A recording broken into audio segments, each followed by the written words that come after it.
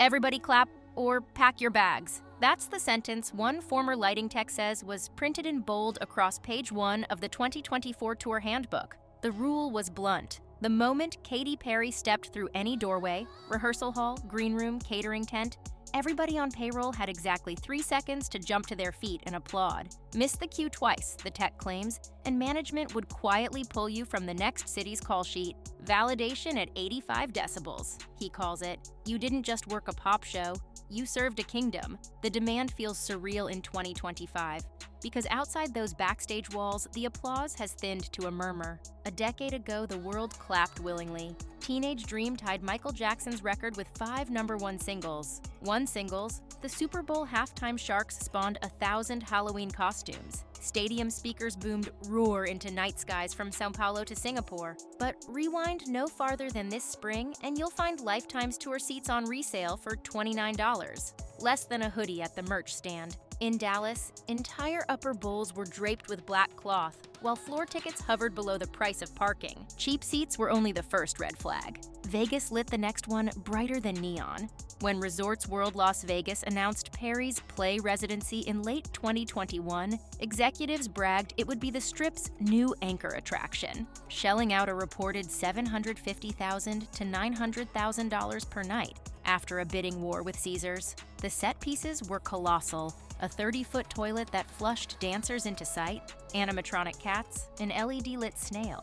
Yet by May 2025, insiders leaked grim math. Production costs ballooned, high roller comp programs failed to move enough rooms, and desert whales preferred the adjacent Celine Dion slots anyway. Resorts World nixed any renewal. Caesars, once desperate to poach her, allegedly sighed in relief. On paper, the run still looked like a success. Every pop residency issues press releases with sold-out language, but employees whisper the casino covered entire blocks of seats with casino host giveaways, shifting food and beverage budgets to patch unsold tickets. The day the final curtain dropped, one bartender posted a selfie beside a pile of unopened Teenage Dream cotton candy martini glasses, captioning "RIP to my sugar rush." Yet Vegas had never been the real problem. It was just the fluorescent highlighter over a career already sliding off the page. Television kept her mainstream long after radio cooled. American Idol paid a reported $25 million per season, more than any judge since Simon Cowell, and ABC's family-friendly edit recast her as quirky mentor. But contestants quickly learned who held the golden buzzer. In a 2019 Hollywood week held inside a chilly Pasadena film shed, singer-songwriter Chandler Layton waited from 5 a.m. to nearly 8 p.m. without food or water. Schedules floated around Perry's arrival time. Not the hopefuls. When Layton finally sang, she remembers Perry's gaze as pure darkness, and one syllable, no, ended the dream while Lionel Richie merely shrugged. 2 production assistants escorted Layton off stage and whispered, "Katy runs the panel." Sorry, crew frustrations weren't limited to contestants. Multiple camera operators described 7-minute delays mid-taping, while wardrobe swapped mismatched gloves Perry suddenly disliked. One segment producer, granted anonymity by Talent Recap, claimed the vibe by season 22 was chaotic and stormy, with editors scrambling to remove jokes that tested ABC's legal. In February 2024, Perry announced on Jimmy Kimmel Live that she would step out and feel the world's pulse to my own beat, effectively quitting Idol. She framed it as creative hunger. I need space for new music, but industry writers noted only one album, Smile 2020, had emerged during her 7-year judging stint. ABC replaced her with Carrie Underwood. Producers, per The Sun, called Underwood a ray of sunshine after a storm. Even Idol's drama couldn't prepare fans for her next stunt, an 11-minute hop beyond the stratosphere. April 14, 2025. Blue Origin's New Shepard rocket soared above West Texas with an all-female crew.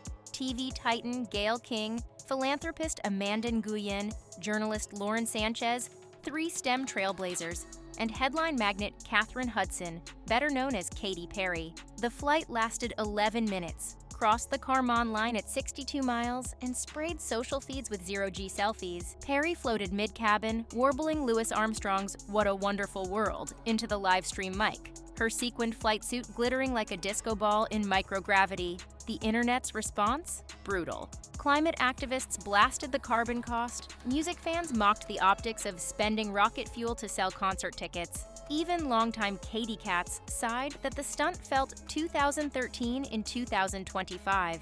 New York Post columnist Maureen Callahan headlined it, "Perry's entitlement proves the applause contract is up." On stage in Mexico City 9 days later, Perry addressed the uproar without naming it. "Has anyone ever called your dreams crazy?" she shouted, cape billowing against a projection of lunar craters. The crowd roared, but TikTok stitched her speech under captions like, "Girl, we can't pay rent." When she landed back on Earth, tour numbers crashed harder than any booster. That's when backline folks began DMing podcasters. The tales bleed together.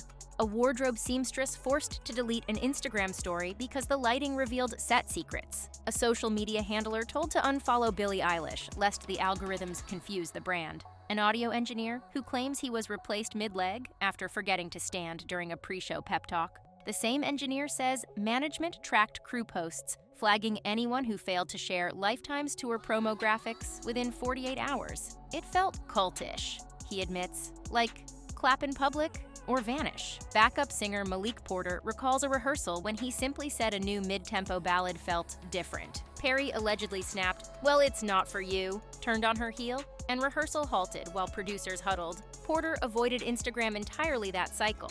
He didn't want to promote what he calls a dysfunctional, dehumanizing shoot. After 2 months, he quit. NDAs thickened the silence. One lighting director keeps screenshots of clauses forbidding any disparaging commentary on internal processes, including but not limited to apparel, choreography, or emotional climate. He laughs. They copyrighted emotional climate before anyone walked in the door. Even the clapback culture couldn't mask the bruises once the costumes started malfunctioning in public. Mid-show in Las Vegas, her last weekend before Resorts World pulled the plug, Perry's LED bustier popped open during a dark horse dance break. Stage crew lunged, straps flew, the LED board behind her glitched into static, and every phone in rows A to Z caught the scramble. Within hours, the video topped 12 million views, accompanied by captions like "Spacesuit failed re-entry." Blogs debated whether the malfunction was planted, publicity, or proof of a tech crew stretched thin. Talent Recap reported that production budgets were slashed 15% in the residency's final month. The moment crystallized a bigger critique. Perry's constant shape-shifting felt less like creativity and more like desperation. Candy-colored pinup, prismatic warrior, Rosie the Riveter, alien queen slicing inflatable snakes with a two-sided lightsaber. Yes, that happened in Guadalajara. Each era launched with a bang, then fizzled when the singles underperformed. One merchandising exec jokes, "We made 6 new action figures and sold 3.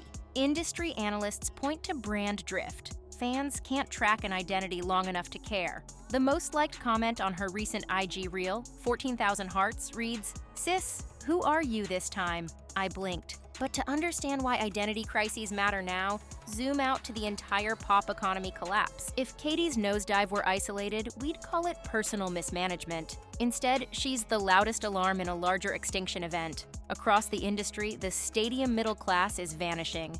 Pre-pandemic, legacy acts could sell 85% capacity on name recognition. Today, dynamic pricing, streaming fragmentation, and cost of living crunch have nudged fans to wait for resale bargains or skip altogether. Even Beyoncé's Cowboy Carter dates in Los Angeles dipped to $20 on SeatGeek the week of the show.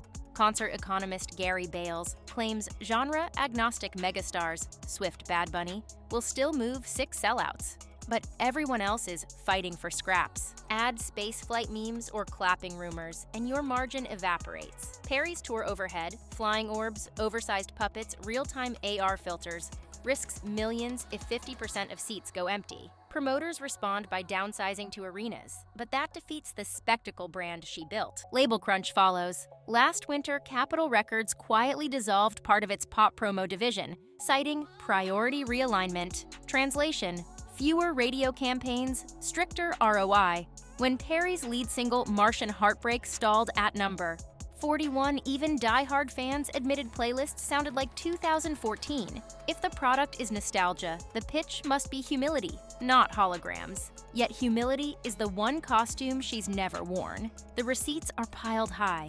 Vegas residency hemorrhaged cash and ended without renewal. Lifetime's tour tickets linger on resale for less than parking. A Blue Origin cameo sparked backlash instead of awe. crew leak NDAs, and a mandatory applause policy. American Idol producers describe her era as stormy, exit framed as voluntary, but insiders cheer her replacement. Yet Perry insists she's doing the work. She's teased a raw acoustic EP, shot a lo-fi documentary in Montecito, and retweeted a fan-funded Times Square billboard reading, "Katy, the cake crown still fits." Her pinned tweet, "I fall from space, I rise from ashes. See you all over the world this year." The redemption arc is possible.